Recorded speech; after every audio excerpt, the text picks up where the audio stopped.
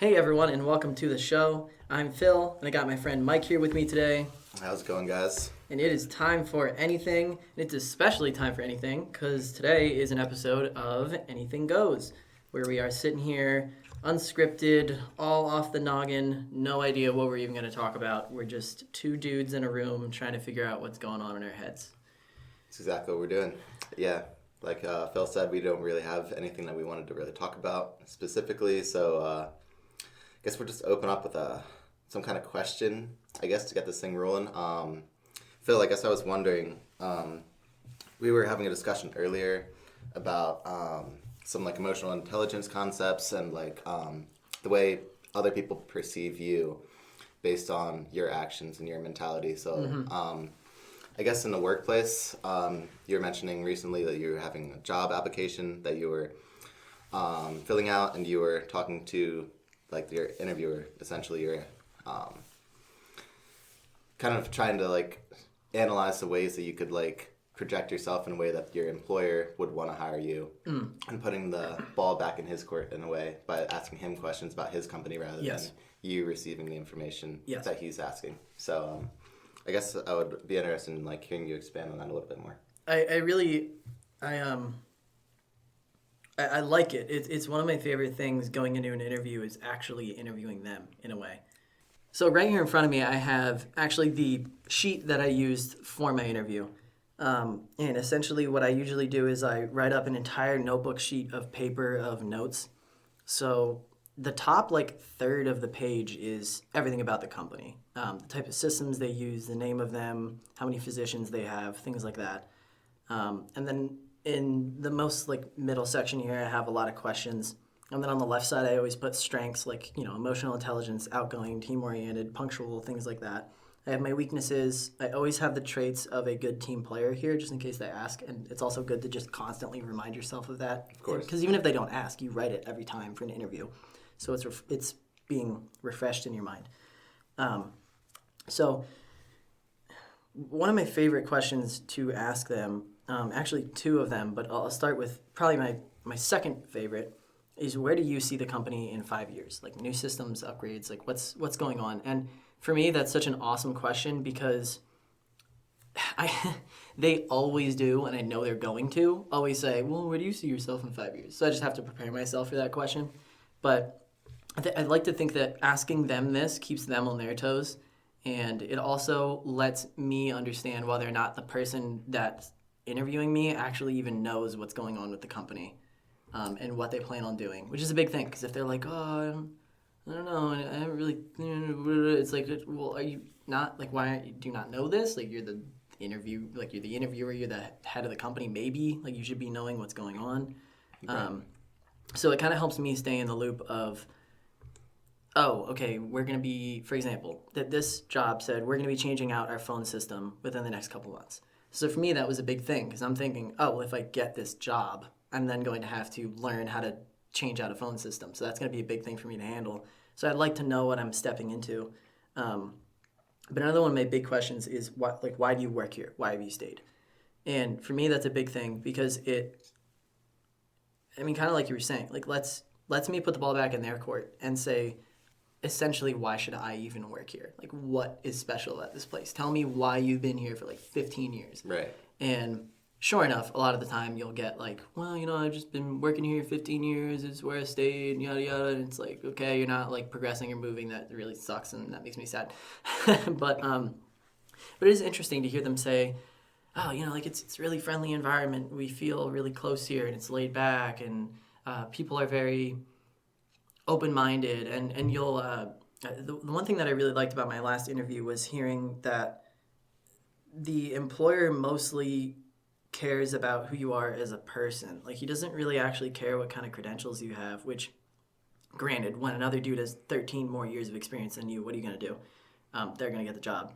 But it's just asking them why they work where they do opens up so many like doors for new information, because then you can just ask them more questions about things. Like, oh, what was the company like 10 years ago? How has it changed in the past 10 years? And then also, where do you see it being in 5 years? Like, you can just ask them all these things. And for me, it's just really important to interview them to a limited extent, because I don't just want to work at some company. I want to work somewhere that I feel like is worth working at. It kind of gives like an assessment of what their core values are. Because I think a lot of companies, they're really number driven. Like they look at their raw data, they look at their percentage gain, net loss, whatever that it is that they need to look at. And if they need to expand, they realize that they need to hire new people, and they just put these applications out en masse, and they get all these applicants, and they find the person that's best fitted for the job based on how that's going to personally like influence their numbers or their personal gain. It's not about the person. It's not a personal connection. It's not about the individual's growth in the company as a person, essentially, only like numerically. And I think a lot of employers kind of struggle in that regard to find quality employees because of the way that they put themselves off, the way they project their company, especially in the interview process. They're going to lose so many applicants just because of the way that they project themselves in the interview or in their application that they put out for people, just based on what they're looking for.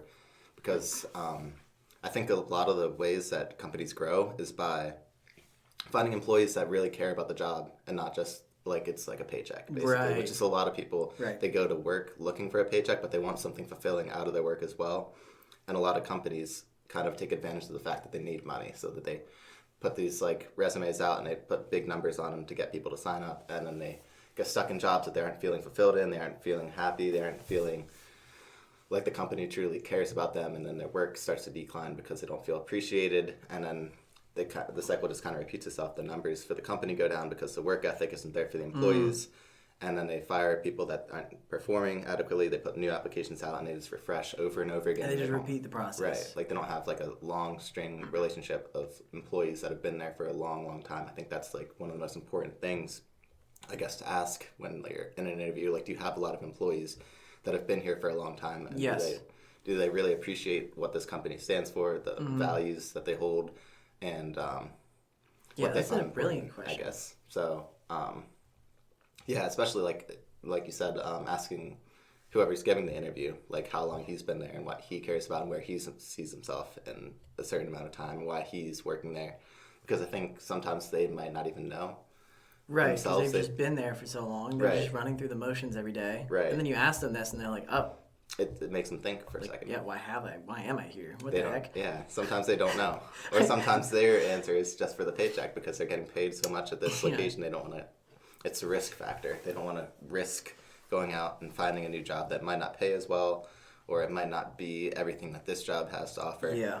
And they've been there for like 15 years. So if they try to move to somewhere else, there's no way they're going to make as much as they're making now, and yada yada. But then they ultimately are unhappier because they're staying in that spot. Right. Yeah. It's not like any kind of personal progression or growth that's happening. No.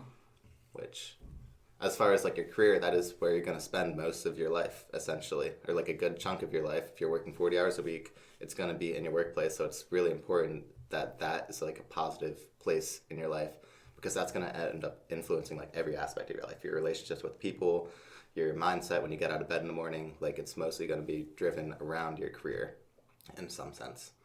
And I think that makes it really important to like really get a job that you find personal satisfaction in rather than just financial gain.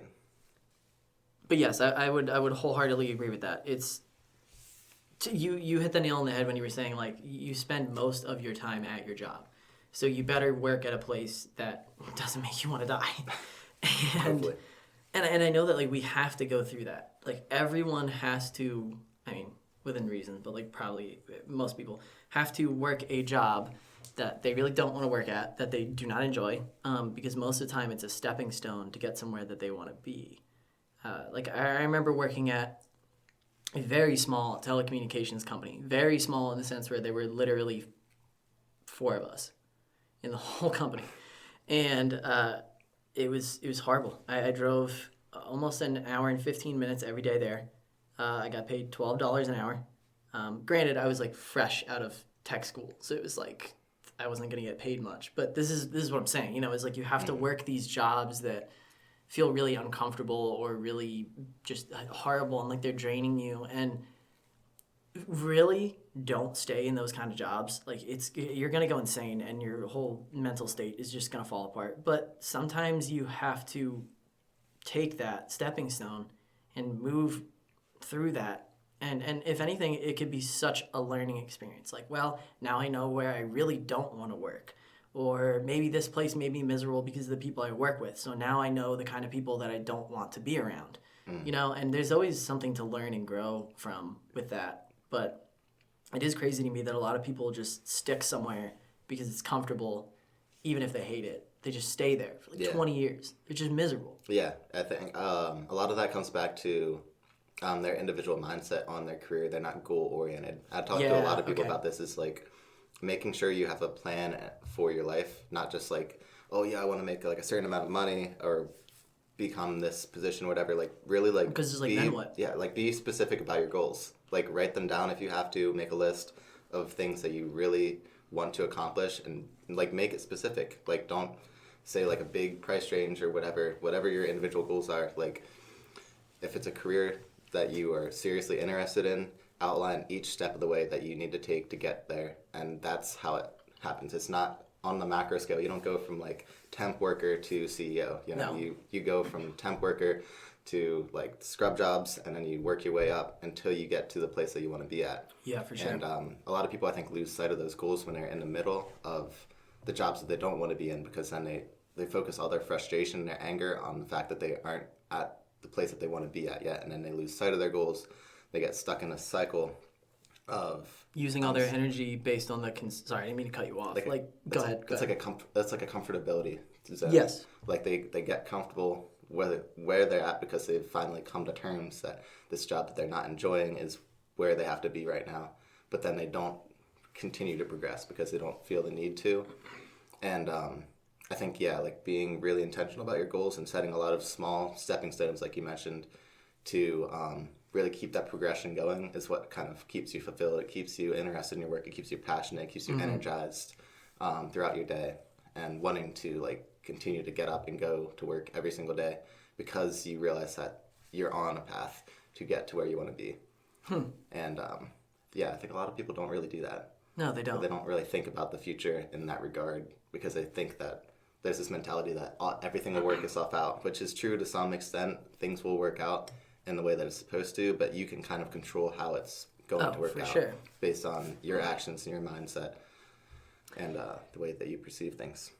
Yes. I know I've said this to you before, but it's still something that I don't even remember where I originally heard this from.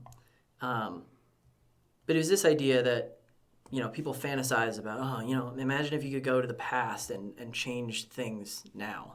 Just you go back and you change one simple thing, right? Like this person doesn't meet this person and now an entire lineage of a family has changed or something. But we really forget that like we can actually just do that right now.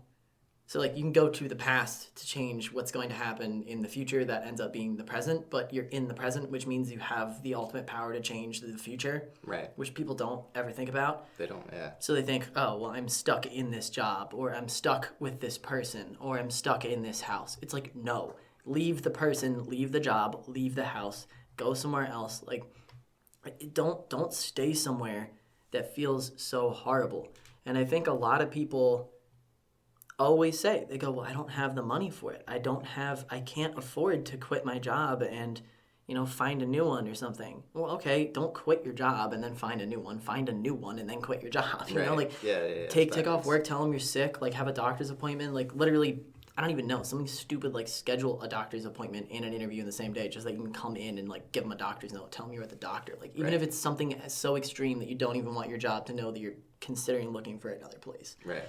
I think, people really just get stuck, and it's really easy, though. It's really easy to get stuck. It's really hard to get out of it because, especially when you don't have people, like I like to think that a lot of folks don't have people every day that they know telling them that they can be more, that they can get out of the situation they're in, that they need to bootstrap and take things head on. I think a lot of folks are just really lost, and they either don't have many friends or family or people to even talk to about this, so they just suffer silently, but like in a bad way. Not even suffering silently in a good way. Like, oh, I deal with my problems myself. It's like, no, well... It's like unhealthy habits. Yeah. Continuing. And not having people that are like, not having people around that tell you you're worth something, that you can be more, like that sucks. That's a lot of people's lives. They don't have people to motivate them. Yeah, no, that's a really good point because I think so many people take action based on actions of others. Nobody wants Right. to be the initial action, and the initial Exactly. action is always the hardest one to do because it requires you to be the one to take the steps you need to take. And most people rely on other people to push them to be a certain way, or they're relying on other people to motivate them. And I think once you really discover that the power is literally within you to do whatever you feel you need to do, that's when you kind of unlock this like different mentality on what you're trying to do. You can really just like motivate yourself to do whatever you need to do all on your own. Whether anybody believes in you or not, you're kind of just deciding on your own that you are going to be the one that makes decisions for you.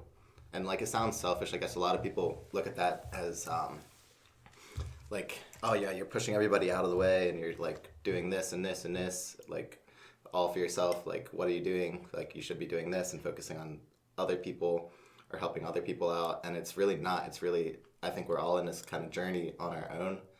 And we kind of reliant on ourselves to fight these own battles with ourselves. And it shouldn't be about how other people perceive you. It shouldn't be about how other people influence you. It should be mostly focused on you in your own mind, I guess, influencing yourself in a way that's, is personally going to help you out. Because obviously you know you better than anybody else is ever going to know you, even if it's like a close friend, a spouse, like a sibling. It doesn't matter. Like, you ultimately know yourself better than they are ever going to know you. And you know, like, the steps you are going to need to take to get to where you want to be. Right. So it really shouldn't ever be at the point where, like, you need those people to validate your reasoning for something, I think. Well, I generally agree. However, I think that it's not that cut and dry. Like, I definitely, I come to you guys with advice about, like, you and your Yeah, brothers yeah. about advice about things. Everyone comes to people with It's advice. different perspectives definitely help us. Yes, Yeah. yes. That's the thing, is for me, a lot of the time, I think I'm just really open to the idea that I don't have anything figured out and I'm, like, really wrong. Right? And not in the macro about, like, oh, just life. I mean, like, something very specific, right? Mm-hmm. Like, oh, I'm struggling with this particular situation. I'm open to the mindset that I actually am approaching this at the entirely wrong angle. So, like, give me your mindset so I can understand. Right. Right? Because it's the reason why we have people review stuff for us. Like, oh, I wrote this paper. Well, can you, another person, review this paper for me? Kind of makes sense. Because you're looking at it in a way that's like, oh, here's all the information and I'm a different person from a different perspective. I can give you input that you would never have even thought of. That's true. Yeah. So it's yes, while I do agree we should be very confident in ourselves and our ability to go for what we want and know what we want and what's good for us. Yes, 100%. However, sometimes, we don't have that. We don't have those answers. We don't know what next step to take, and we need people sometimes to give us a little bit of maybe a wake-up call or just some reassurance or something. Yeah. It's definitely like filtering in which influences you want to impact in your life. Like, Yes, you can know for yourself whether somebody is going to give you good information on a topic or good advice on something based on the way that they've treated you in the past or the way the things that you know about them, essentially. And I guess, like, it'd be more of like a warning, I guess is what I'm trying to say, if like the influences you're allowing into your life. You have to really be careful about whether, if it's somebody that you're really close to, if they're giving you advice because they care about you, whether it's still going to be positive for you in the sense that it might be their perception of something to get you to do something in a way that they think would be better for you, but that, like, looking at their... you. Yeah, right. Right. I don't know. I feel like I'm getting confused with some of the But I get what you're terminology, saying, though. but yeah, no, I mean, trust yourself, put confidence in yourself, and watch who you let into your life, I guess. Yes, that's kind of like the gist. I could not stress that enough. I mean, within the past couple of years, so it's been a gradual process. I didn't just, like, drop a bunch of people at once, but I just slowly started not associating with certain people anymore. And people might look at that as a bad thing. It's like, oh, well, You're now stating that on a podcast, and then maybe some of the people that you don't associate with anymore are now hearing this, and now maybe they're hurt. Well, no, like, don't get offended. Don't get upset. It's just that, like, everyone just vibes with different people is, like, the best way I can put that. Like, you feed off people. There's, like, an energy field that's, like, just there, and there's this information being passed between each other in a way that just feels so different with certain individuals. Like, I have some people that, yes, I like them, and I like having them in my life, but I don't have the kind of conversations with them that I do with you. It just doesn't happen. You know what I mean? Right. It's like Yeah. they're just not processing things the same way I am. Doesn't mean they're dumb. Doesn't mean that anything negative about them. It's just like we don't intertwine well as people. And it's important to be able to gauge that. And not only this person doesn't really like intertwine with me well, but take it a step further where now things are getting bad. Like, this person is actually degrading me and pulling me down, making me less of who I want to be, making my thoughts clouded and not taking me in the direction I want to go. And I think people are very afraid to step away from something that doesn't feel 100%. And Yeah. I mean, I'm glad I haven't experienced this like in a very long time, but there definitely are some people that come in your life that you think really are your friends and think are trying to support you, and they actually just really hurt you. And I mean, I can't like really think of anyone particular that has like made me feel that way, but I'm sure it's happened. You know, there's been someone that I thought I was friends with, but in reality, they were actually like, how do I explain it? Not that I thought I was friends with them and they were putting like on a fake face, but I mean that kind of friend. I feel like we were discussing this last night. Like that kind of friend that says they want what's best for you and says they're there for you and they say they're your friend, But they aren't really. but like they aren't really your friend, because if you don't like appease them in this one way, then they get like triggered and they're like, oh, you're such a shitty person. Right, like they're there for you as long as you do what they think what you they should want. be. Yes. Right? Yep. Yeah. And then the Yeah. second you do something that isn't within like their, like that's not on their highway, they like freak out, and those are the kind of people you don't need. And I think those are actually like the most dangerous kinds of people. Yes. Because those are the people that you generally put your trust in, you put your faith in, because they say things like, yeah, we're there for you, we love you, we care about you. So automatically, subconsciously, you almost rely on them to be like a guiding stone in your life because you trust them and you love them as well. And then when they kind of like flip it back on you because you do something that they don't agree with, that hurts you so much more than it would otherwise if it was just some random person that you didn't interact with all that much. right, because Or if they hadn't said how much they care about you or love you Right. or whatever, then you would be like, oh, well, like maybe they didn't care in the first place. But the fact that they would say that and then turn around and do something, that makes it so much worse, I guess, for you. right. And then it ultimately it like takes away from your self-confidence in the way that you perceive people because you think that you really knew them, right? And you kind You're of like, maybe I can't read people as well as I thought. right, yeah. And then you get scared and you get yeah. Get self-conscious again. You start doubting yourself, losing confidence, things like that. It all just spirals down.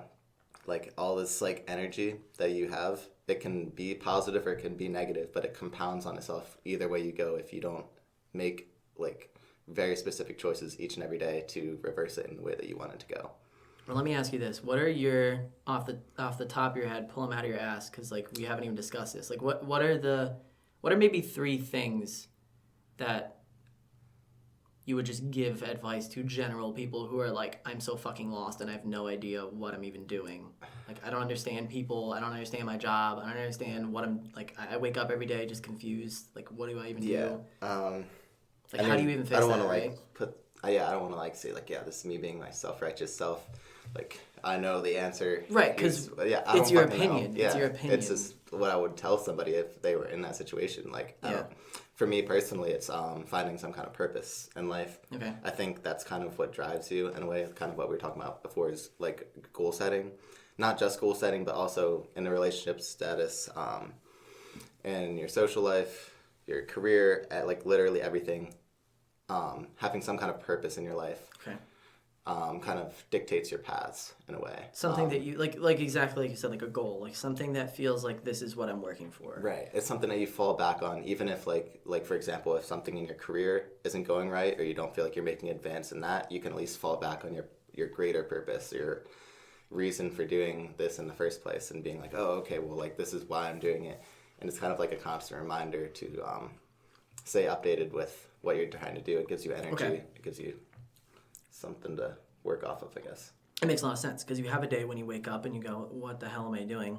And then you like, I don't know, look at the thing you wrote in your phone or on your whiteboard or on your piece of paper and you go, oh yeah, okay. Right. Just like work on that, like shit. Okay, it might make sense. that's Or maybe my end goal. maybe it won't make sense the next day. Well, I don't know. It might be like you wake up and you're like, well, I wrote this goal yesterday and I probably won't be able to fulfill this goal for 2 years, so this doesn't really help me today, but like it still does at least because you know like what daily work you need to do to get to that. Right. It's like this greater vision. Yeah.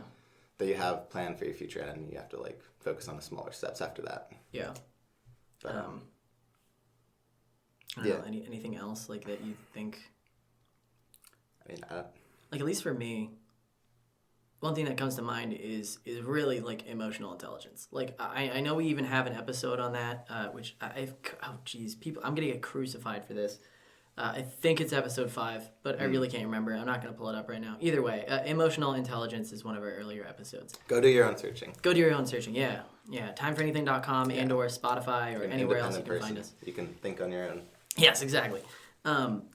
But I think, if someone's like, I don't know what I'm doing and I'm so confused and I'm like scared and I don't have any confidence and I'm lost, it's like, dude, just look into emotional intelligence because it helps you understand your emotions so much more. It helps you understand the emotions of other people. And it's not even that you can just like read a thing on it and now you just have the knowledge. It's not like that. It's more of like a sensing. How do you even explain it? Like, for example, if I wanted to get like really good at like building a chair, like that's a very tangible, routine, direct, mathematical thing that I can do, and I can like improve on building chairs by like routinely doing them all the time. But it's like, how do you build your skill on emotional intelligence? Like, how does that even work? Well, for me, I think it's just like being really mindful of how you're feeling. Like when you sit there and you go, oh, I feel like really lost and confused and I don't know what I'm doing. Okay, why?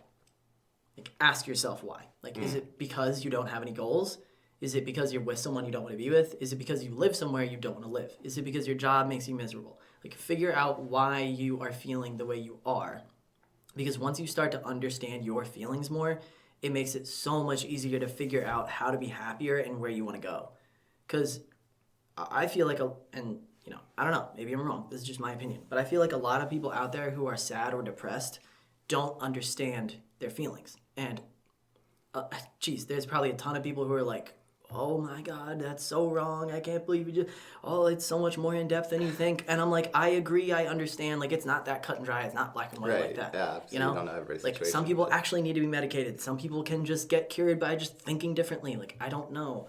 But anyway, I feel like people would just be so much better off if the whole world had the idea of like, let's understand ourselves. Let's understand other people.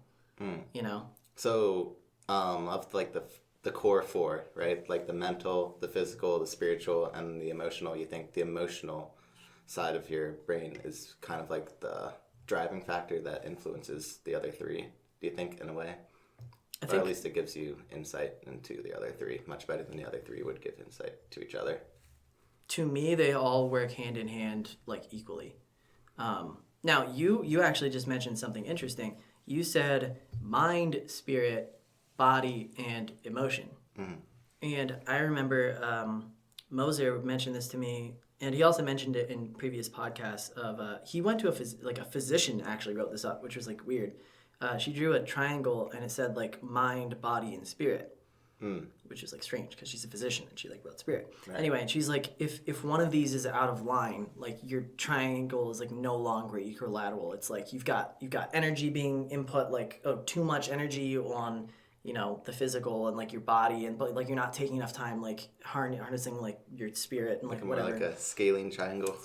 Yeah, it's like you're twisting, you're like messing with the sides, and then everything's all skewed and it looks like weird and funky. It's like not this perfect like thing. And so you mentioned like a 4-sided thing. Well, so now we got like a box. I feel like it's square. It's more complicated. Yeah, I don't know. But either way, I think that they all play into each other a lot, right? Because if your body isn't doing well, your emotions and your mental state's probably going to slip.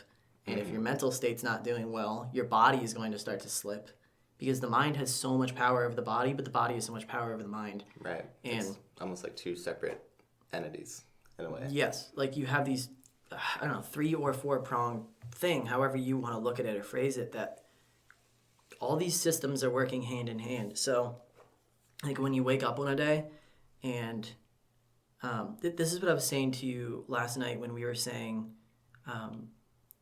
and we can maybe get more into this, but I also don't feel like rehashing a subject that I've already discussed.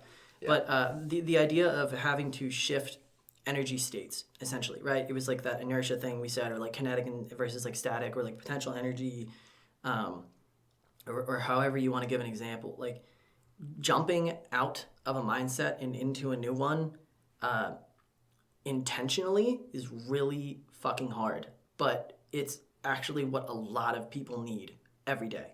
Yeah.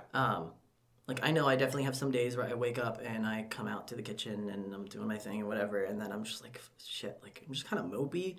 Like I'm not actively sad, not thinking about being sad, but I just know that somewhere in my head I almost catch, almost every time I like realize it. I go, oh, I'm like, why am I kind of sad right now? What is up with this? Like, I just feel kind of shitty. Like this is weird.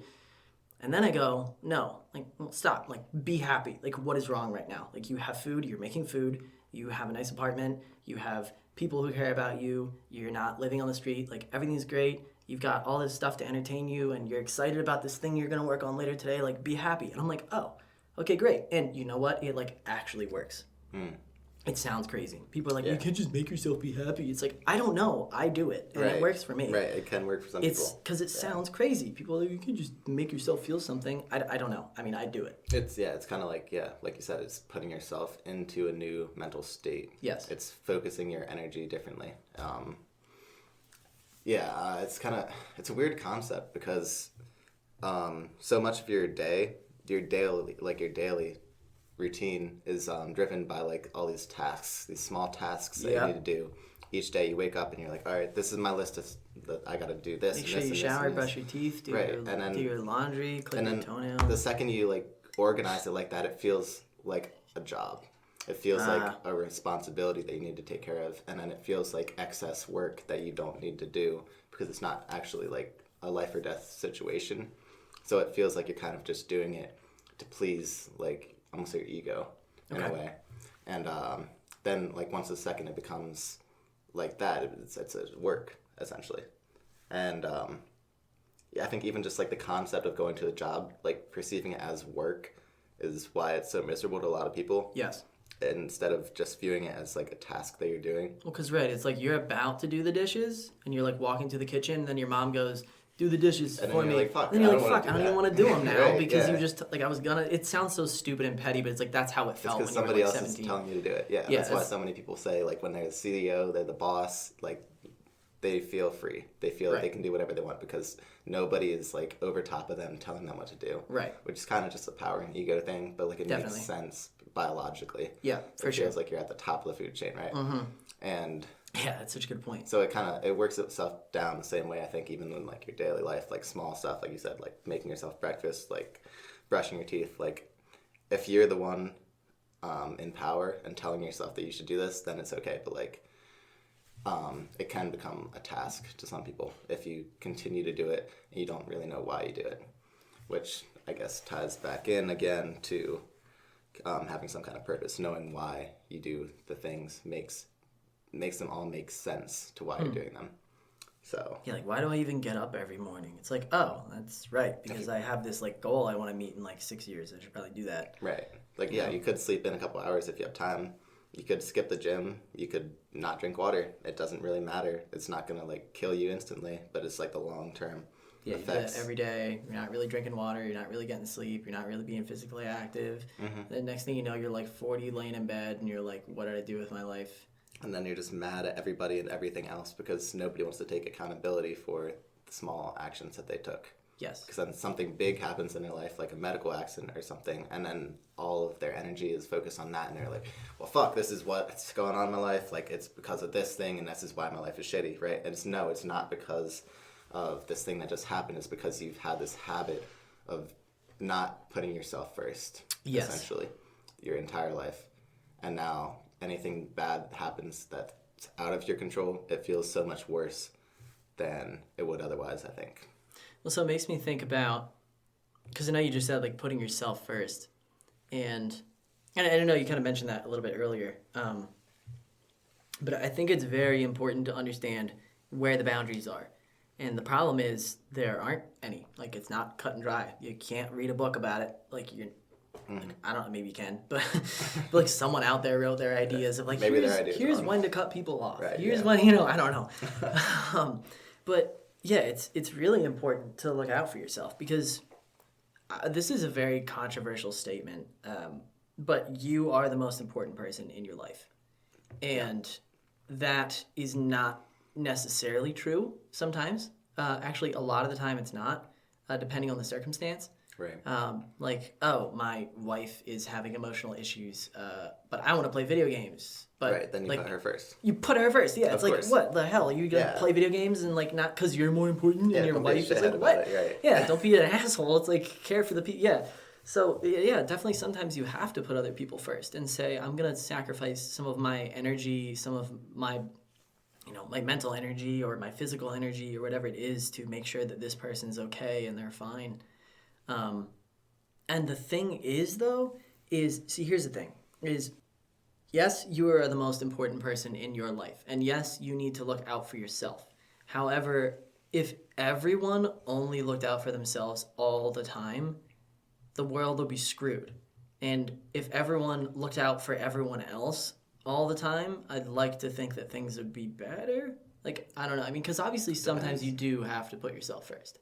Yeah. But it's very important to remember that you need to care for other people, because if it's that altruism, and also it's that almost like pay it forward, like you'll get it back kind of thing. Like, if I'm good to people and the people that I connect with and associate with, and I show them how much I appreciate them and I really am there for them and I do care for them, then that comes right back at me. Yeah. I get that care. I absolutely agree. Like, a giving mindset and a giving heart is obviously very, very important to have, because that's obviously what's going to make you feel more passionate about yourself as well. But like, you can't always be giving as well either. Like, I think that would be like the extreme. Like, if everybody was always looking out for other people, I think everybody would kind of become burnt out, because they wouldn't feel like they're getting enough in return relative to what they're putting out. It's possible, and yeah. Especially like on the micro level, like what you said, in like a relationship.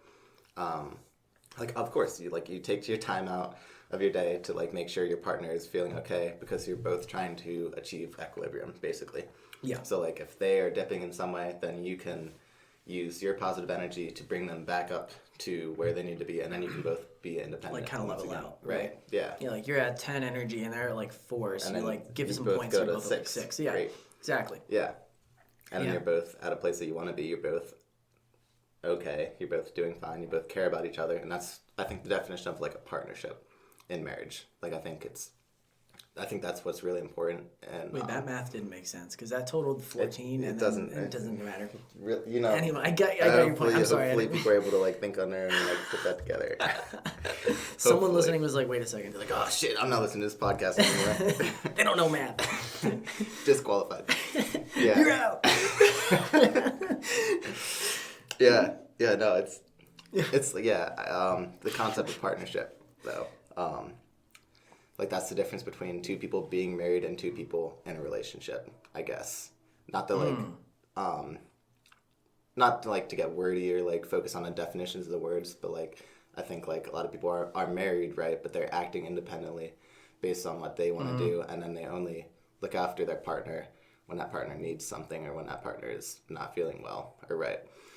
And I think the difference between that and like a real relationship is when both of you are working together as a team to accomplish the same goals. You're focusing on having the same energy, same passions. Not that your interests have to be the same, that's not what I'm saying. But like, you're both equally interested in helping the other be the best version of them that they can be. Okay, I could agree with that. Because, yeah, it's like, oh, well, my wife's really into painting, but like, I'm really into creating digital servers and managing, I don't know, like cryptocurrency. It's like, okay, what? Okay, like, you're both into different things, but yeah, yes, 100%. Yeah, I totally agree. It's like, you need to be with someone that you actually give a shit about putting that energy into. Yeah. And it sounds horrible, but A lot of people are with people who it's like just okay.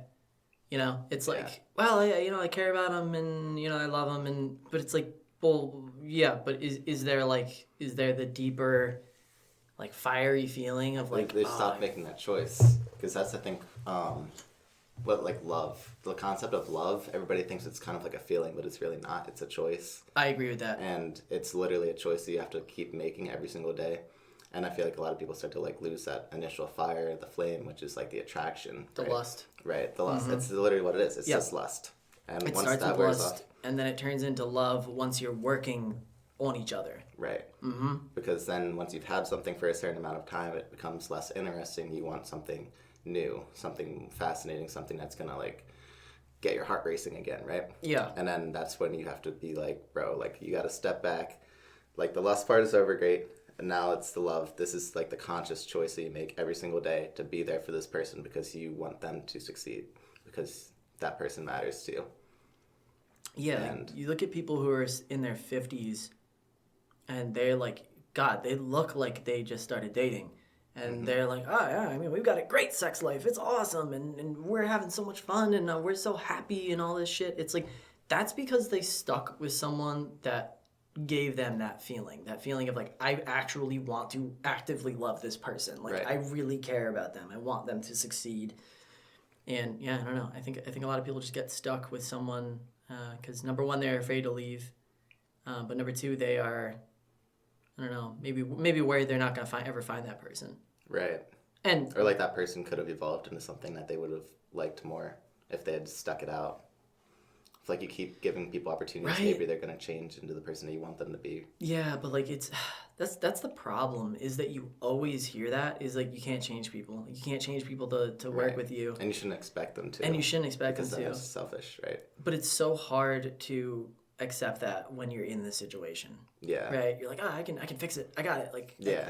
Like things if only could they get just better. did this a little more, and then this a Right. little more, and then this, and then you add like 20 things, and you're like, well, if only they were like this, and then you just keep Right. adding You things. just completely drain your emotional and mental energy. Because now you've just created a person in your head that is not the person that you know. Right. And now you're like, oh, well, the person that I want them to be is actually just totally different. And then you just get mad and frustrated. yeah, you're like, Yeah. why can't they? Yeah, it's like, well, no, dude, it's like that's not your buddy. It's not the person you're supposed to be with. It's like just move on. Yeah. Find I mean, another. move on or accept them how they are.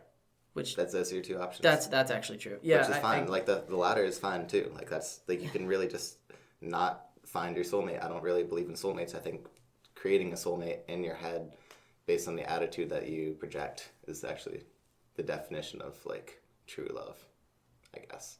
Okay, I can see what you mean. To some extent. I see what I mean, you're there's getting some at. people that might have more in common with you that you click better with, of course, but I believe in like the constant search for that person. Like I don't believe in like continuing to be like, oh well, like I really like this person. We had XXX in common and whatever, but this person might be more. That might be a better match for me, right? Like I think you should kind of not settle in a way, but like be content in a way. Pick wisely. Yeah. Choose wisely. Right. Yeah. And like be comfortable in your decision and commit to it completely. I think commitment is a big thing. It's really just saying like, yeah, like whether this person is my perfect match or not, this is the person I'm going to be with. If you've gotten to that point where like you feel like you could live your entire life with that person. You can't second guess yourself. You can't go into it Yes. continually thinking like, oh, well, like I have an exit plan. I have this other person that I could go to in case this doesn't work out. That can't be your mindset at all. Because you're allowed to second guess, but not all the time. Right. Because I think I noticed that, especially with a girl I was dating back in like high school. No, not high school. Early college. Is I just constantly had thoughts of like, this isn't right, or like, I shouldn't be with this person. But it was my first actual relationship, so I just didn't understand what was happening. I was like, oh, I'm just a very anxious person as it is. So clearly I'm just overthinking like literally everything there is to overthink about this relationship. It's fine. But of course, after like 7 or maybe it was like 8 months, I just was like, I can't do this anymore. Like I just, that's the thing is you're saying you're saying almost settle, and I know you don't mean that in a negative way. I know you don't. Like you're still saying like find someone that feels right, and that's the thing is. Oh, well, we were saying this the other day. It was like a couple weeks ago. We were in the kitchen talking, and I said, you know how people just say when you meet that person, you just kind of know?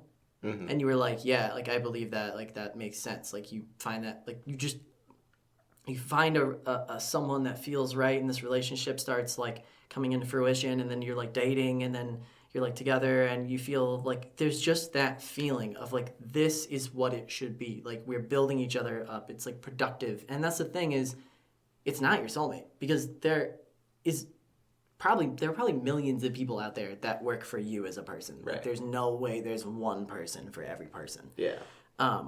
But it is, yeah, I definitely agree. It's about finding that person that feels the person that feels how it's supposed to feel. And I don't know what that means. Because how is it supposed to feel? Like, I don't know. Yeah, that's the thing. Like, when a relationship is first starting out, like, it always kind of feels right. I think, typically. Hormones? At least, yeah. Because, like, everything is firing off. You're, like, really into this person. And that's where a lot of people kind of draw the line. They're like, yeah, it feels right. I have to stay with this person because I'm really happy at this moment with them. And it doesn't really take an effect until like I think like a good like probably like a year into the relationship. Probably, yes. When you actually start to like relax around them, they start to relax around you, and you kind of start to see who they are really as a person, and you spend enough time around them to like kind of deduce who they are, what are the things they believe in, and I guess what I meant by settling was kind of like being okay with their perfections. Yes, their imperfections, right? Like it's not like you don't need to be nitpicky. You don't need to be on their ass about everything that you don't agree with. Like you have to be okay with them living their own life and being their own person as well. Yes, and 100%. Yeah, it's kind of hard to figure that out, I guess, going into a relationship because, like I said, like it's really exciting at first, and you need to spend time with that person to really know, like what you're looking for in a relationship and how that person is gonna meet your needs, I guess. Correct. And how you can meet theirs. Correct. So. Right, because, and that's the thing is everyone has their flaws and their imperfections, but I think Derek actually said something to me the other, I don't know, this was probably a couple months ago. He was like, a big thing to find if a person is right is if the people around you like that person, right? Like if everyone that is close to you, that you associate with, that know you, see this person and they go like, that person's good for you. That doesn't mean they're good for you, but that's a bonus. Right. Because if everyone that you know is kind of like, I don't know, like, I guess, like, she's okay. I'm like, and some people are like, oh, we don't like them or whatever. It's like, well, they may not know who they really are. Right. As a person. Yeah, that's true. People act differently in relationships opposed to like when they're meeting their spouses or boyfriend, girlfriends, parents, their friends and stuff. They always try to put on a different kind of face, I guess. They try to project the kind of person that they want that person to perceive them as. Correct. It's kind of the same as like a job interview is like what we were talking about. Right. The one thing that is difficult that I think a lot of people forget is that your family literally is you and you are your family. Like you're almost a hive mind. Like you're not, like you're obviously your brains aren't like connected and everything, but you are physiologically based on the same matter and genes and DNA and composition. So to me, when family members are saying that like something doesn't feel right, I feel like I need to listen to that more because I mean, you know this. Like my brother and I are just kind of like strangely similar in a lot of ways. Like, you know, we're still very different people. Right. But like you put us in a room and I mean, there have been like at least one or two times when people thought we were twins, which is like really weird. We're like 7 years apart. It's like really strange. We don't even look alike. We mannerize in a very similar way. Mm-hmm. That's even a word. Our mannerisms are very similar. Yeah, that's it. And we speak in a very similar way, and our thought processes are very similar. So when I see my brother drawing connections on certain things, I tend to want to listen to him because I think, oh, he's just like me, but just older and wiser. And, you know, that's not true in all cases. Right. But I think, sorry, if you're going to say something. He's lived his independent life, and everything that's happened in his life has impacted him in a different way. And he's learned different lessons than you. Exactly. And so he's going to perceive the same situations that you're in differently because of the things that have happened to him. Exactly. But yeah, like I don't know, just finding that person. It's really hard. It's really important. but it's hard. But that's the thing is, it's okay to be alone, right? And I think some people ask like, well, can you even be happy if you're just alone? I'm like, I think so. I really think so. And I don't know. I mean, it's very different between being alone as in not being in a relationship, and then there's a difference between being alone where you have no friends, you have no family, Right. you have no one to associate with. picture You are like alone. being like the last person on Earth. Like, I think that would be pretty shitty. It'd be pretty horrible. Yeah. It would really suck. But I think what's important is that when you're not in a relationship with someone, that you use the people that you have to satisfy your needs. And I know that sounds like weird and almost like manipulative, but I guess I'm just saying like I was saying to you last night, I've had days where and Derek has done the same for me when I've been sitting there and I was like, I feel horrible and I have no one to reach out to as a partner. So like I'm going to call Derek and I'm just going to talk to him for like an hour or something and just let him know my feelings and how alone and like confused and lost I am and everything. And it's like, you know, like in that moment, it's like, oh, it feels so horrible. It's so sad, right? Like I made a joke about like I'm laying on the couch and I'm like moping and I'm just like yelling into this little like lit up rectangle. Yeah, this little lit up rectangle. Yeah, that's in my hand. I'm like talking to someone over the internet, and I'm like, I'm so sad. It's like feel sorry for me, please. Yes, feel sorry for me. Make me feel better. It's sad, but it's really like that's what everyone kind of needs, right? Is someone in their life that makes them feel appreciated and welcome and loved and there. Yeah, it kind of ties back into something I've talked to you about like a bazillion times. I've talked to so many people about this, but like the concept of like selflessness and like if it exists, if like obviously I don't really think it does. I'm gonna put this out there. No, I've got some thoughts on this. So go ahead. Right, yeah. Like it's kind of just this weird concept because it's like every single action that you take, basically, it has some kind of personal gain to you. Like even if like perceived by society, something you do, donating to charity, helping out a homeless person or something, like it makes you feel good independently. And so it's kind of like, it's a selfish or a self-seeking thing in some kind of way. And I think it's the same way in basically all of our relationships, like even like wanting to boost each other up, like it makes us feel good because we're helping somebody else out and then they feel good, and the fact that they feel good because of you makes you feel good.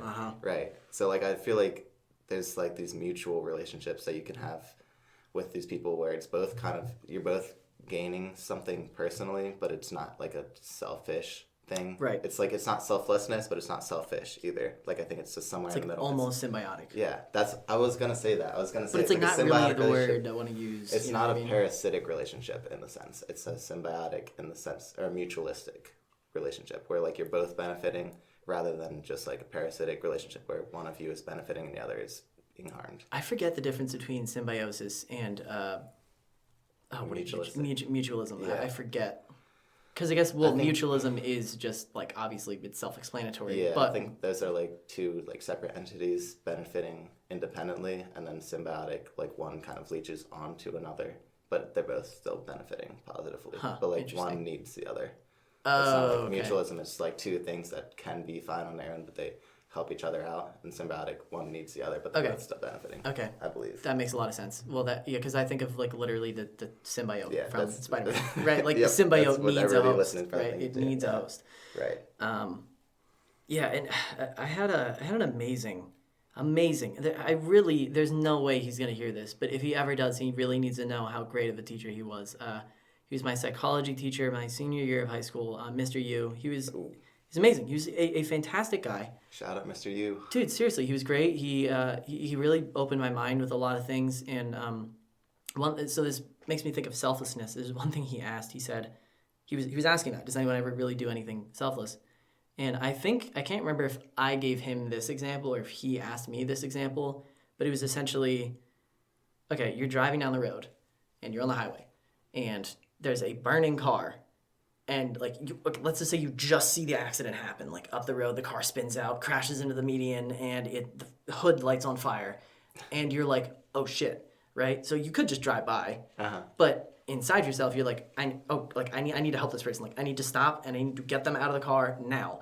And you run up and you get them out and everything. Police show up. There's like camera crews. They're like, oh, sir, why'd you do it? Like all this stuff. It's like, oh, I just really wanted to help this person. I felt like I needed to, just do a selfless act and make sure they're okay and yada yada. It's like, well, it was actually for yourself. If you think about it. If he had driven off, that would have been on his conscience. It would have been on his mind. Oh, dude, he probably would like sit there, in the middle of the night and be like, oh, I really could have helped that person. Like, what if they died because I didn't help them, Yeah. It's like, everything almost does just kind of come back to you, almost every time. Yeah. It's like kind of weird. Yeah. But again, it is, obviously very important to know when to put other people first.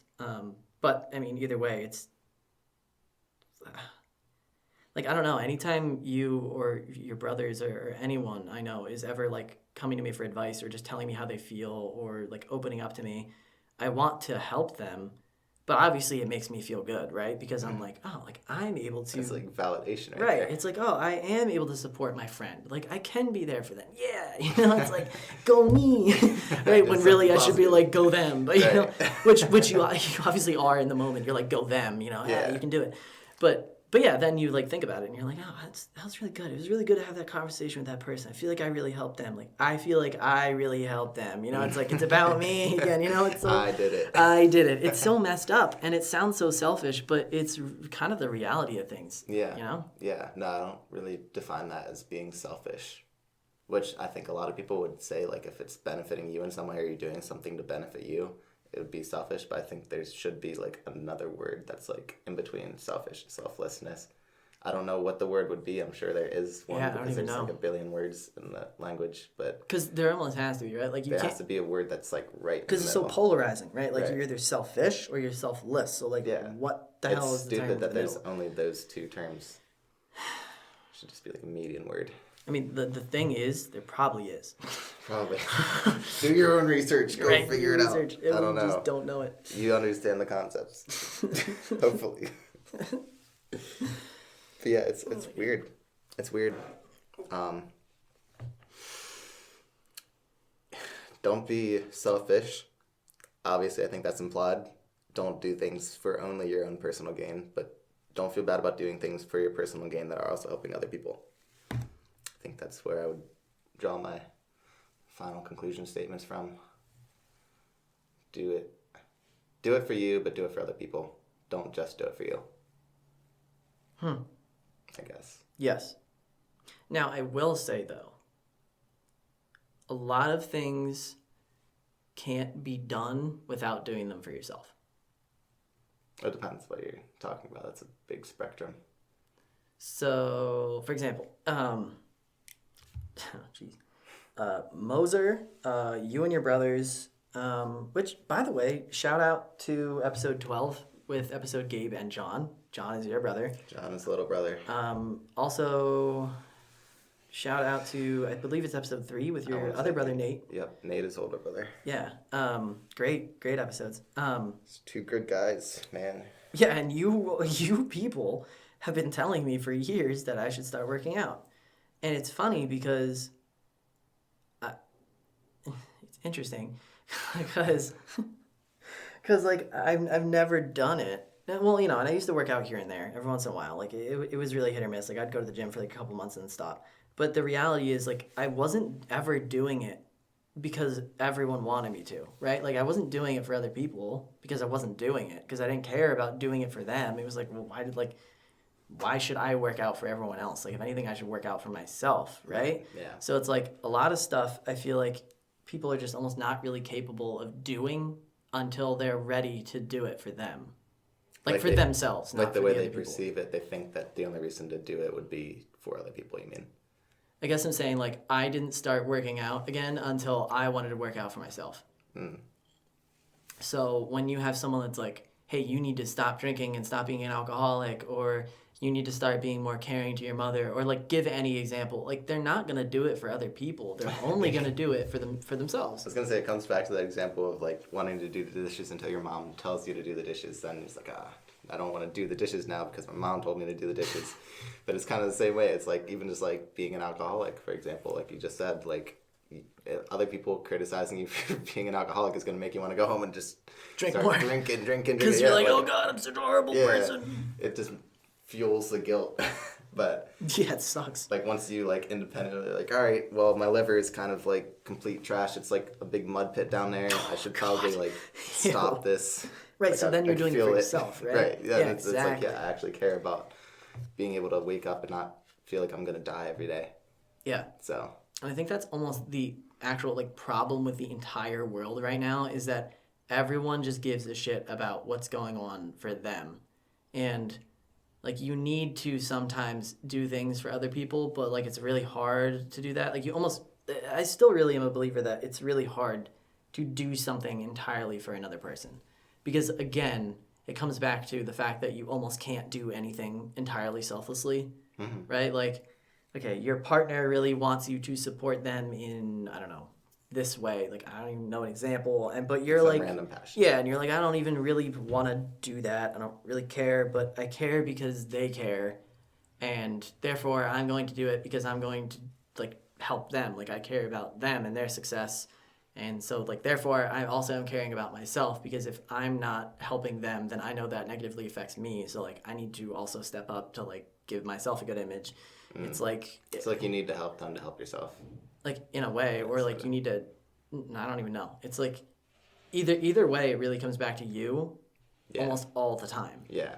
I really can't think of an example where, like, it doesn't...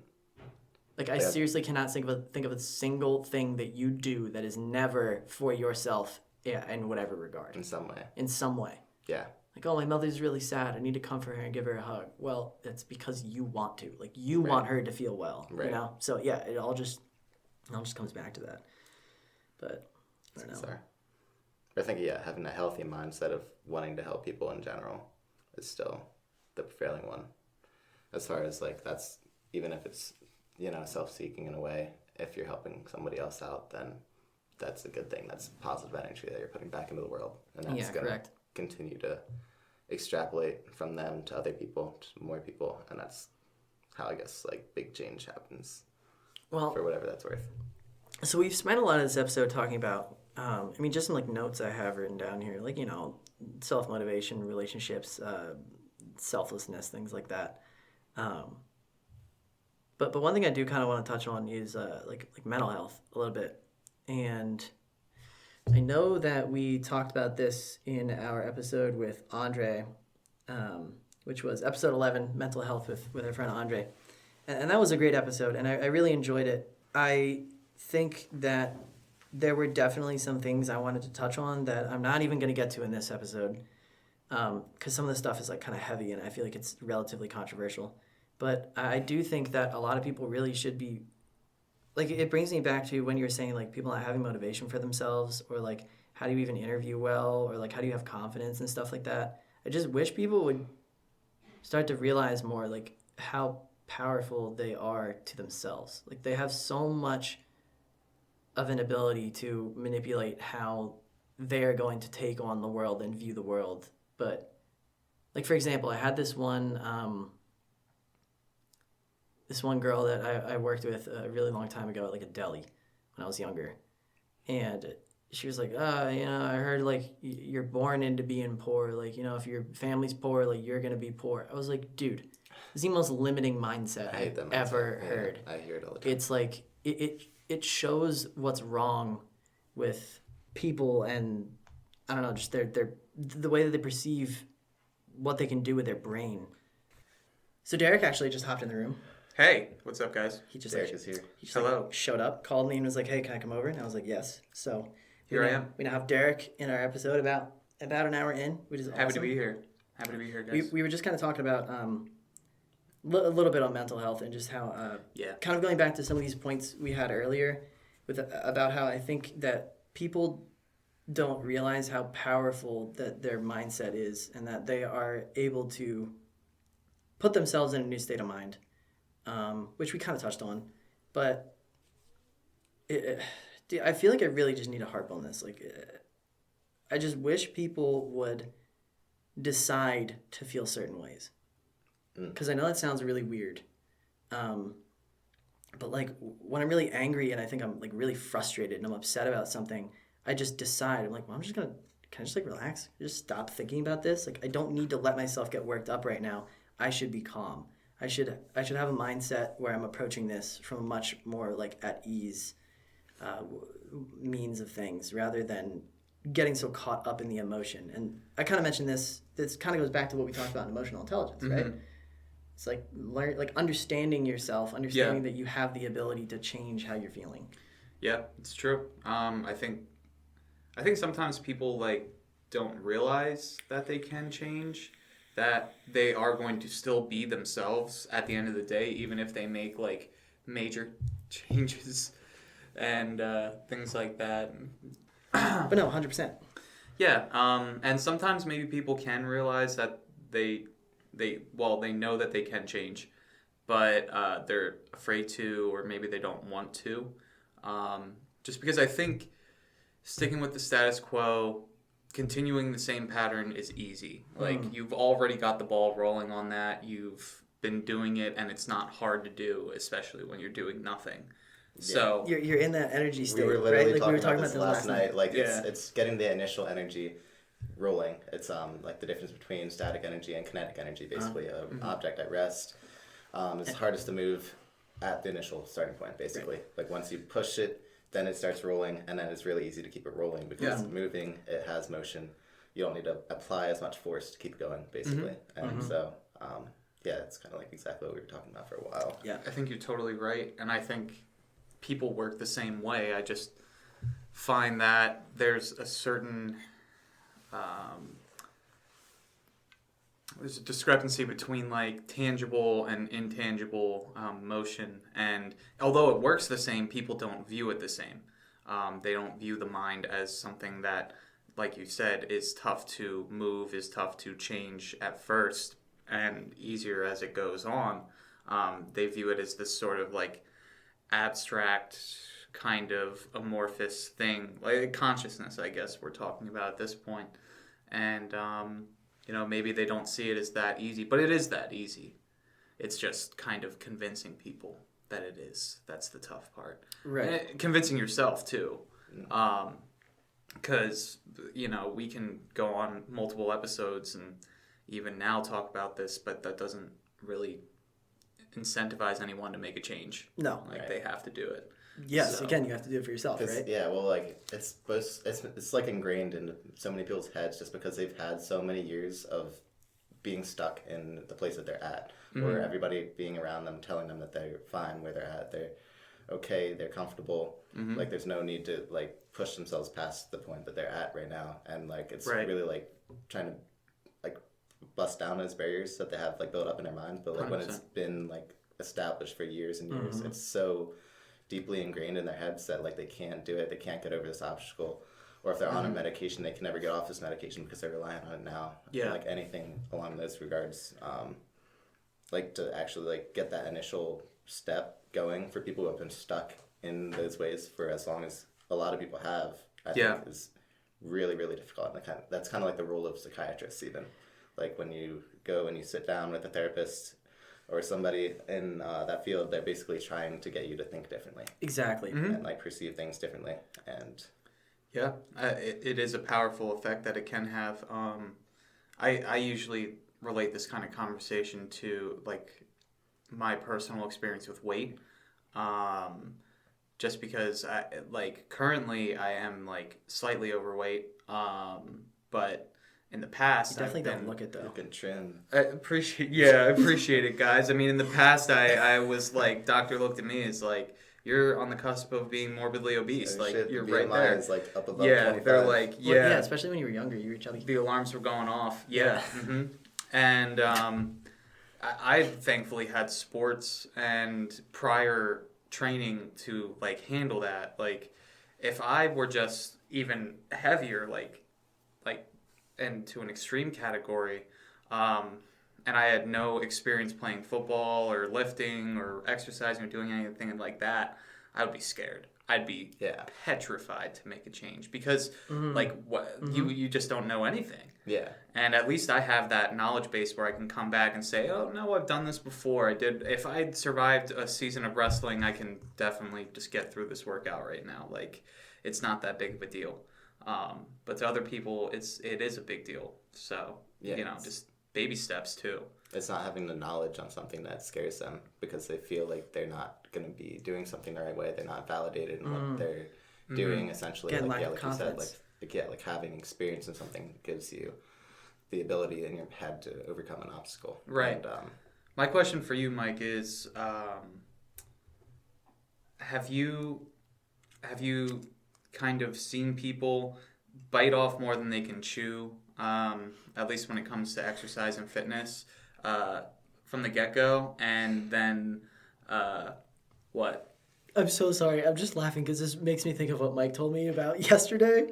If you feel like sharing, you can. If not, it's fine. which part? That your like workout that you just went to shit. Oh, we don't have to talk about that. No. I don't really want to talk about that. Okay. But I mean, like sometimes you're physically exerting yourself, and then you realize that you do not even have the mental energy to physically exert yourself, and you just like snap, and you just like fall apart, and you're like, oh fuck, I need to take better care of my mental health right now. Like, I'm taking care of my physical health, but, like, am I taking care of my brain? Yeah, but, like, you don't realize how interconnected all of those are. Because a lot of times people separate the mental and the emotional from the physical. And it's really, like, totally connected. And I gave that example of that mind, body, spirit thing that doctor wrote. Oh, yeah, the triangle. The triangle, yeah. Yeah, that was pretty cool.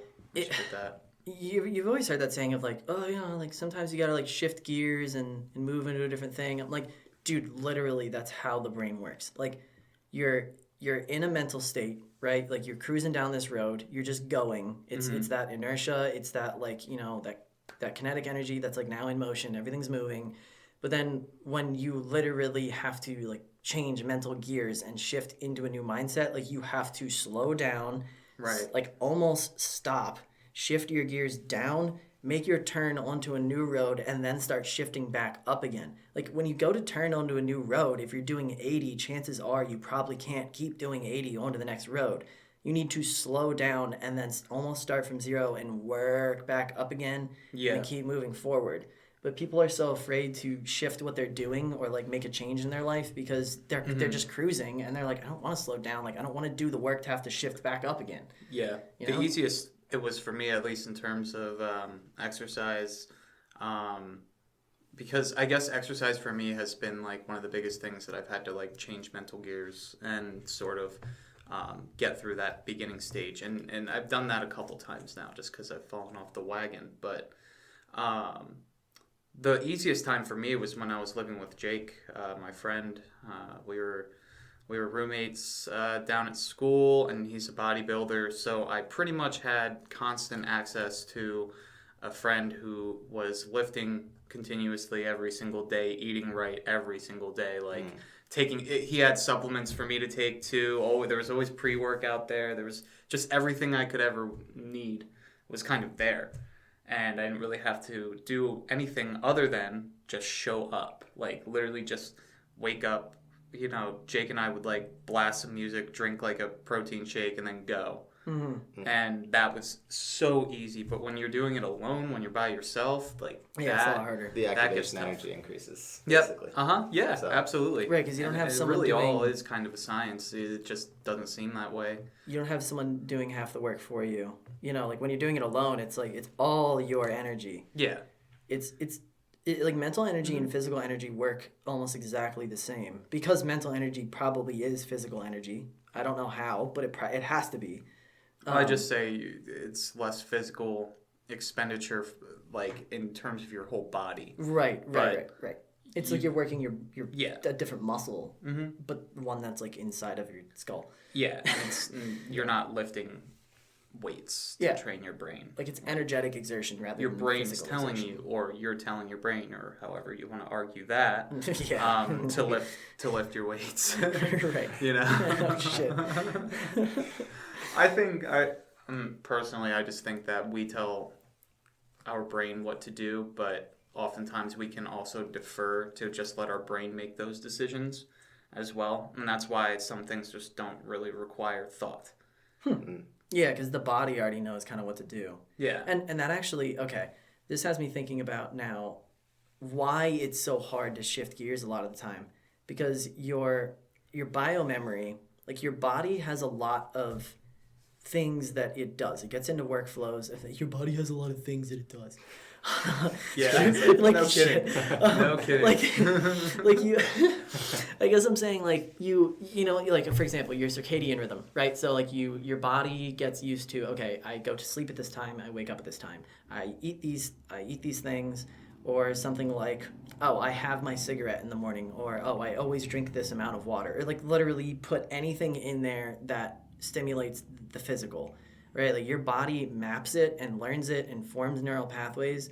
So then when you go, oh, I haven't been working out for an entire year, and then now I'm going to start working out, it's your mind might be ready, and your mind's like, yes, let's do it. Like, I got it. Here we go. But then your body is like, dude, what are you doing? This is not what I'm supposed to do. Like panic mode. Yes, this is like out of the routine. Fight or flight or whatever. Yeah, it's like this is not routine. This is strange. This is odd. And that's what I think makes it so hard for people to progress when they feel stuck, because their body actually is not ready, and their mind might be, but when they start to try to make those changes, their body's like, no, I'm not ready for that. And then the mind has to go, all right, sit, shut up, listen to me. I'm in control. Like, I'm going to make you. That's the thing, is you have, like, your brain might be comfortable, but then you have to make your body uncomfortable in these changes, which then actually just makes your brain uncomfortable. Well, and then you get into like a cycle. I mean, especially working out and lifting, like your body is naturally going to be uncomfortable. You're tearing muscle fibers. You're inflicting calculated pain and stress onto your body in order for it to grow. Yes. I mean, that's kind of poetic in the sense that that's pretty much mastery of anything, is like you're inflicting some sort of stressor on your body to continue growth, to learn and to continue. And then like it's, I don't know, like learning guitar, like maybe you start out with a couple chords, maybe you just learn how to actually technically play the thing, and then from there there's like even more challenging stuff. Like it doesn't really just end, but right. I mean, body can definitely plateau, but then you got steroids and all kinds of other things that just keep pushing that body even further. Which, like, I've always been at least when it comes to steroids, it's your body, do what you want. Yeah. You gotta know it's being impacted by it. Yeah. Mm-hmm. I guess, right. I mean, you're definitely just like anything else, just like alcohol or drugs or anything else. I mean, you're consuming something that is definitely in the long term going to physically alter you. Yeah, physically alter you, maybe for the worse, right. If you don't cycle properly. But even still, you're taking a risk, and a lot of people don't really have the knowledge to like cycle their performance enhancers properly. Like, they're just buying these vials and shooting it in their butt and just going ahead and mean workout. Like, let's get jacked. There's a lot of things that really can go wrong with that. It's like a quick fix solution, which I think is another thing as far as like the mental side of it goes. It's what everyone wants is shortcuts. Yeah. And I think your mind is kind of selfish. You have to kind of work and train your mind, because generally if you're trying to work towards a skill, whether it's a talent like playing an instrument or in the gym fitness wise, like there's probably a point at which you understood it better if you're revisiting it anyway. And you're in your head, you're immediately thinking like, I can jump right back into where I was before. And the second that you start picking up weights that you knew you could like curl before, you could like lift before, and then you can't, you're struggling with it, you get frustrated because you're like, man, like I know I can do this, but I can't do it at the moment. And that's kind of fuels like this negative energy in your head to like makes you want to quit immediately, I guess. And I think kind of like training your mind to be okay with taking your time and taking the small steps to get to where you want to go, which is, again, I guess, coming back to your greater goals and setting small goals to get to the greater goal. Yeah. But it's a constant progression, I guess. Especially it takes a while. Are a big thing. Yeah. Those are frustrating. I get it. Yeah. And the journey to your big goal is going to need stops, those smaller goals. Yes, exactly. Just continue. They're almost like checkpoints. Yeah. You're just trying to make sure that you're on the right path, and these sort of small goals can be a good indicator of progress in general. Exactly. one thing about lifting that I always enjoyed, and I have the capacity to because I have it, is muscle memory, which basically, like, if I were to start off just going back to lifting right now, like the first month, I would probably be struggling, like just adjusting, getting back to whatever. But after that month, typically, I find myself to be like getting rapidly back in shape. Like it really starts to pick up, and I think a lot of it goes towards my body's prior experience with like being in that specific shape. Right. And it does remember these things, and like it actually is pretty nice that I'm able to like do that. But Well, it's just like someone who painted for like 10 years and then they stopped painting for 10 years and then they finally pick up painting and yeah, they're a little rusty at first, but their body has this like this, it's like mapped and memorized. Like these neural pathways have formed of like, this is how things should be done. So then you get back into it and yeah, it might be a little difficult at first to get like reacclimated, but there's that bio memory there. Yeah, it's like this like mental template that you have in the back of your head, and you have to reinsert that. Yes, exactly. And put that at the Insert forefront of memory your mind, I card. guess. Yes. yeah, like, pretty huh, much. You got a different. There it is. We're just shuffling, blowing on it, just trying to get it to work. Dude, the N64 days.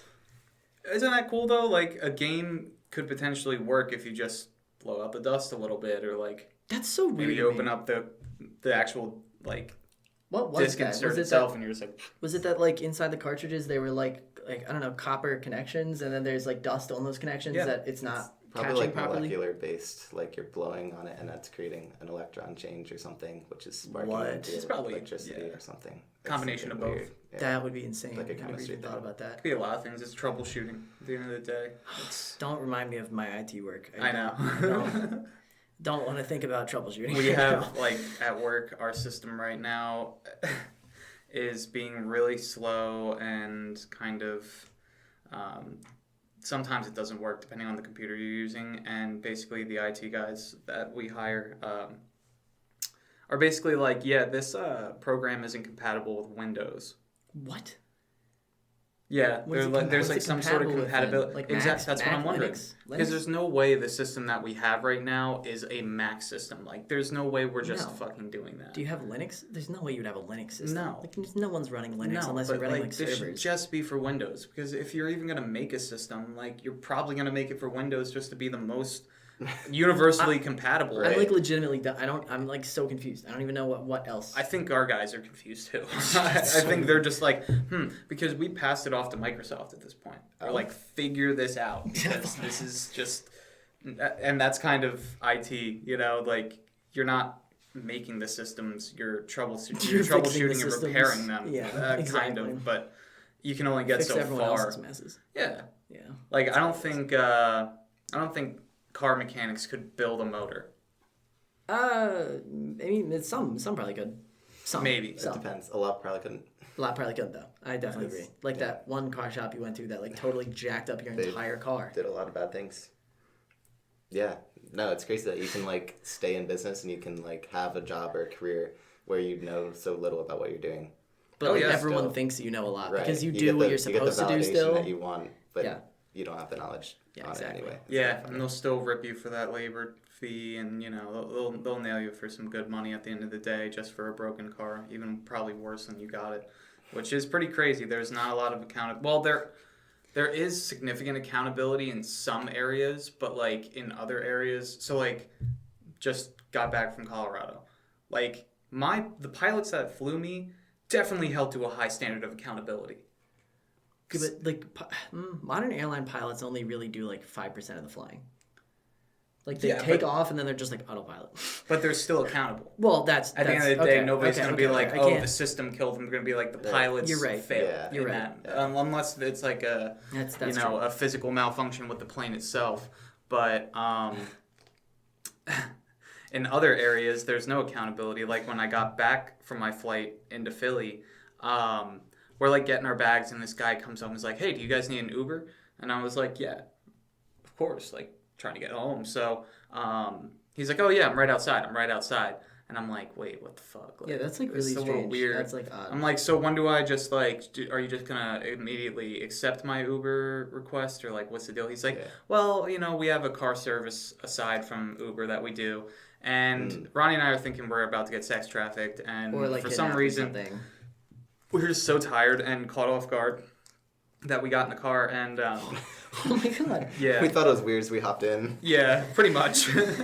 But like it was a really nice Mercedes, and the guy was like talking to us, and it seemed fine, but like I could tell there was just something that was like going to happen. Oh god. So we get there, we actually pull up to so her house, and like we're back, like everything's fine, we're not gonna die. But he goes, yeah, that'll be $100. Oh. Like just ripped us for Yeah, $100. yeah. Well, yeah, it got me pretty good. That wasn't like disclosed So when you I hop in the didn't car, fucking- like how much you're gonna pay per mile. And I didn't fucking, and I should have asked, but I didn't fucking tip him. That's for sure. No. I was like, oh, $100 for a 20-minute drive? Yeah, like Yeah, no. Did they like take care any of your about your info? You surge. could just hop out of the car and just Pretty leave. much. Like Yeah, he had one of those square like credit card, debit no, card. but did like, he take things. any of your info? Oh fuck no. Oh, well then like you could No, have. you could've Well, just let's not see. I would paid honestly him. be We used afraid of the like dipping square, and then like- just getting shot. Because like if a dude in a Mercedes comes out of nowhere and says, True. "I'll give you a ride," and then charges you $100, That's what he thinks, though. It's a and fear you're tactic. and you're in Philly, knows. and then you get out of the car, they'll just shoot you. Yeah. So I've just been hyper vigilant on my bank account, making sure I Drive don't off have any then, weird back to the charges. Yeah, he's in a Mercedes, not gonna get caught. Yeah, like well at gun you that down, point we drive were away. just gonna like yeah, pretty much. Yeah, it's terrifying. Yeah, it was kind of scary, but Dude, like never, that's please, really how it never do starts. that again. I know, I won't. I won't. And it goes back to the whole idea of like, you know, accountability. Like obviously I had some accountability there to just be like, this doesn't seem right. Like, what the fuck? And then there's this guy who has no accountability, and there's really like no accountability on the part of Uber either to like provide, you know, like safe drivers, or safe drivers, accountability. things Good like service, that. yeah. They don't even want to. They actually just, I think, lost a lawsuit where basically Uber drivers are employees of Uber. But they didn't want that. Like, Uber didn't want that distinction. Yeah, Okay. that's how most like delivery services are. Like you're not actually like employer-employee situation. It's like independent workers that just get paid by a company, basically. Like DoorDash, Grubhub, like all those kinds of things. Like it's just like an independent corporation, and you're working for yourself, basically. So how does that work? Like, one of my friends was asking me about this. He was like, "Oh, I do DoorDash, but like I also wanted to file for COVID unemployment, but like I don't know if I can because of doing DoorDash, and then also Like you could just probably not report it because it's not technically like a real job in the sense that like they're going to be looking for on a unemployment application. interesting." Like it might not be ethical to be earning Yeah, like, really good money. Have and you been collecting working? unemployment. No. No, I'm not doing anything. I have no money, no I have income. no money. It is a weird gray area of like, I don't know, like it's new technology. Obviously, the concept of a delivery driver isn't new, but just like the medium that is used, food ordering services like DoorDash, Uber Eats, things like that, completely new concepts. Like, Yeah, isn't that weird? In the past like 2 years, it just like, especially the last year because of COVID, Yeah. like boom. It's a really easy system to take advantage of right now, I think. Yeah. Actually. Yeah. There's a lot of like opportunity to become independently more financially secure, I guess. Yeah. Without having to actually report it as something that you did. Mm-hmm. Pretty much. And that's kind of the benefit of it, too, for drivers. The detriment is you're kind of on your own. If something were to happen to your car or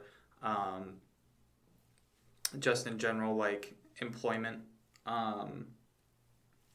401k, healthcare benefits, things like that. That's very true.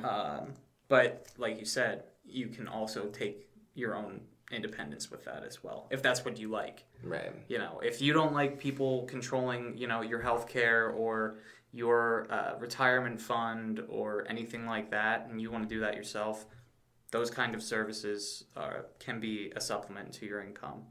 But yeah, it's tough. It's tough. We're in a fast-moving world where we don't give enough time to actually set rules and structure and parameters. We just kind of go and then deal with the outcomes later. Yeah, we just sort kind of of thing. Yeah, consistently. yeah. So Which is ridiculous. yeah. But Thanks for having me hop in here, guys. I mean, Yeah. sorry to interrupt. No. Scare you that No. you thought you were Like, being broken into. No, that was seriously so strange that I heard the front door open, and I was like, "What is going on right now?" I feel like I pretty much knew what was happening like immediately. I was Okay, like, yeah. probably Derek. I just didn't. I like totally forgot. And you called me. Yeah, I had gotten stuck in traffic, so I figured I'd just kind of Hop in. hop in. Yeah. Because I was tired of driving. But yeah, I mean, I'm kind of like mentally fried right now. Like my brain is like in between last night and this morning, and then now, like Mike and I have just been like talking about so much stuff. I just don't have the mental energy to like keep going anymore. I'm just Yeah, my brain is Yeah. done. I don't have any more words. I'm ready to tap out. I'm tapped out. But dude, thank you for coming on. Of course, happy to be here. Happy to have had the opportunity. I know, it's great. It's honoring. Hope all the listeners feel honored by my presence as well. What are your final words? Your final words of wisdom? Final words. Like I told you I was out, bro. I'm fried. Yeah, I mean, set goals for yourself. Work towards them. Take stuff seriously. Nice. There you go. That's it. Timeforanything.com. View the site. View the site because it's really great. We've got like it really. He's worked too hard. Is. I've put so many hours into the website. It looks fantastic. The homepage has a nice little section where you can send us a suggestion if you want us to talk about something. Let us know, and we will consider it. We have bloopers. We have Yes. Content from our friends also that you can check out. Timeforanything.com is really a hub, and it's also kind of interchange into other things that we do and different platforms that we use. So Yeah, like other projects that are being worked on. and Phil really has worked on that shit. What? Like you have put a ton of effort into the website, Yeah. and Yeah, I really have. I think It's people kinda need to sad. bear witness to your glory. We need some appreciation. Yeah. Slide up in the comments. Really, somewhere. the episodes page is such a great page because you can just jump into like our last episode that just came out, which is not going to be the last episode once this one releases, but it was episode 13, Gaming with Autry, and on the episode page for that, it's like almost 6 minutes of bloopers. It is so funny. We also have resources at the bottom of like every web page, so if you want to reference anything that we talked about, that's on there too. But yeah, anything goes. That's our conversation today, I guess. My brain is so drained.